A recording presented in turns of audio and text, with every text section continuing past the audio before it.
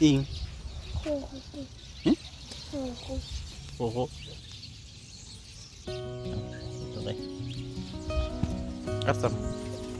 There's a lot of space here, but they just want this nest box all of there. There's a space here. There's space this side. This is a coarse lettuce. It's bolting. So if you haven't seen lettuce seeds or how they are made, they come from these flowers. These are lettuce flowers. So we allowed it to form some seeds. It was bolting. We took time to harvest it, and it was also very hot, so it has bolted, and we left it to produce some flowers like this. The reason why we left it to bolt was that we don't have a lot of flowers here, so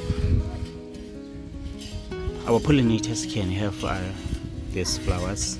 We are leaving this for the butterflies and some bees. This is a rocket, wild rocket, so it's also flowering. So we have quite a lot that we can eat. Some also produce some seed pods. This is how you can get some seeds from your rocket, or sweet rocket and wild rocket, because there are varieties of this rocket. So these are seed pods. If you don't cut them down, they are going to dry up, and then it will split and drop some seeds all over. That's how some of these herbs, they keep on regrowing. They regrow themselves like this. Oh, kids, look at this girl. Those are watermelon seeds. I've been saving them, putting them aside, so she just took the cup and okay. And here we have amaryllis. I hope I'm pronouncing it well. Amaryllis. This is one of the favorite flowers. So, okay. Give me the name of this color. I don't really know.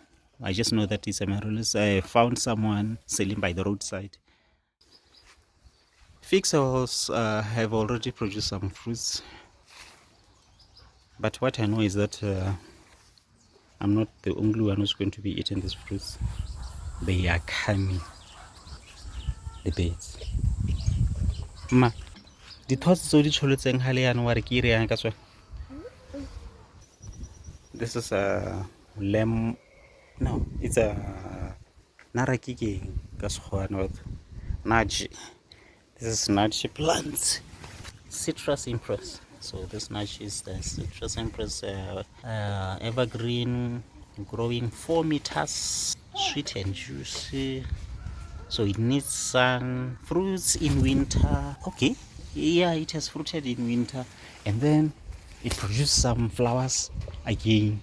This is summer now, so it produced again. So I'm not sure why it's doing this. It's confused. I don't know why it's confused. I tried some garlics here, so they are not doing well. I don't know if it's because of the fertility or inconsistent watering. Pomegranate, this one was just experimenting, and the cutting took well. That's why I made cuttings from that side. I have shown them on the previous video that I just recorded before this one. This is a Valencia, an orange plant. There used to be a very big passion fruit here, so it was growing on top of this namuni, this orange, covering it and shading it, so it didn't grow well that year. It didn't grow nicely. Some of the branches were broken by that. The name is gone again, passion fruit. So this is an orange growing down there, zucchini here, zucchini growing here, and down here this is a yellow pear tomato. Seems to be, the leaves seems to be diseased. If you see this leaf minus, This is a leaf miner, so don't allow it to infect all your leaves. Take off the infected leaves. You can dispose them by burning them. Here it's another plant here, pomegranate. This is the mother plant to other cuttings that I've made. I'm making this video because I was inspired by these flowers right here. This is more amaryllis. They have produced some nice flowers here. I think I came late because some of the flowers are already closed. Okay, so we love roses, we have roses, and one of the things that are supposed to be done to roses is deadheading roses which are spent like this, flowers which are spent like this. Now my question to you guys is, what about flowers like amaryllis? What do I do to this dead flowers? I don't know even how to deadhead them. Let me know in the comments what I'm supposed to do to amaryllis.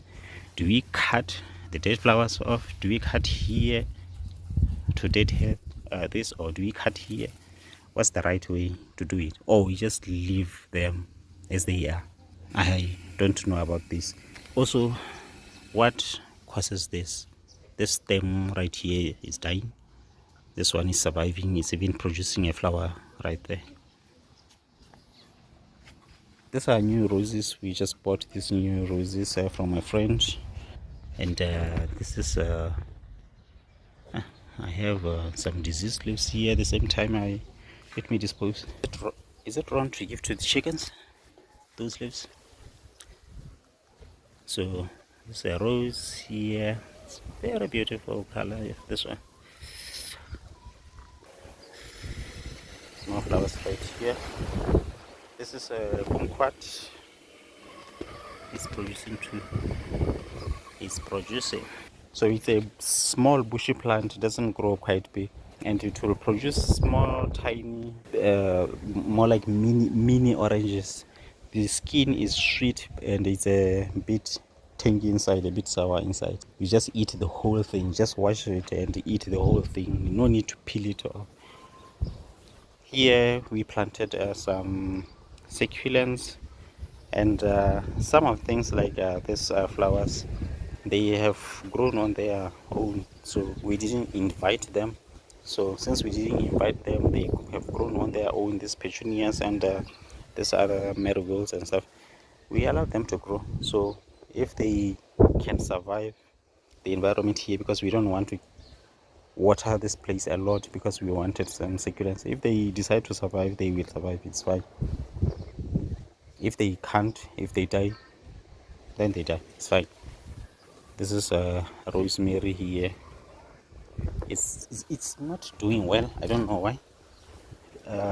Kale here not doing well too. I don't know what this is.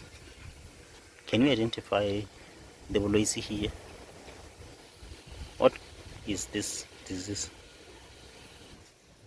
Help me, please. This is a nartjie I got from my friend. Lemongrass. This is something which I use to mulch. I just cut it and mulch some plants with it. Right there I have mulched this apple plant, which is yet to produce some leaves following its winter. I have mulched it with the banana plants here. There was a big banana plant here, so it died during this winter and left some buds at the bottom right there.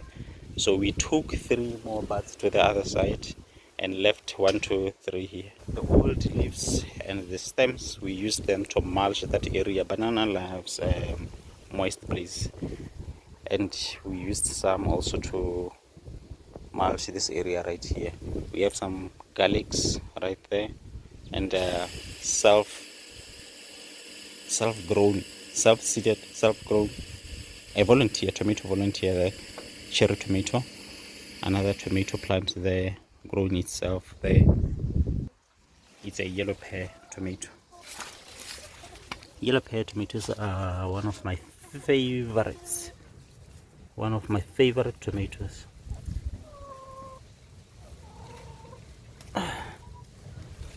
This is how it looks like. Beautiful, beautiful. Nice in salads. Can be used to garnish. Also, it tastes nice. It's sweet and not sour. Not sour. So this is some of the tomatoes that we just like to snake it off from the plant. From what is this? Oh come on! I can't have this disease again. I have to do something here. This is something which has closed my garden last time. These are sap sucking creatures, mealybugs. They will suck the sap out of a plant and the plant will die. Alright, that's a bit of an update that I have for you. So see you in the next video. Before I go, this is a sweet potato tab. I'm waiting for sweet potatoes here. I hope for bigger sweet potatoes here.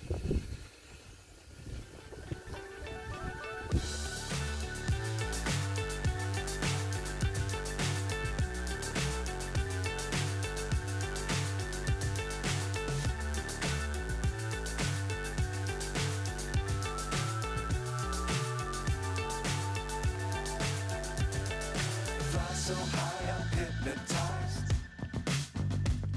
What's up is down, what's left is right. Chasing stars and holding you. I can't see the end, but we'll see it through.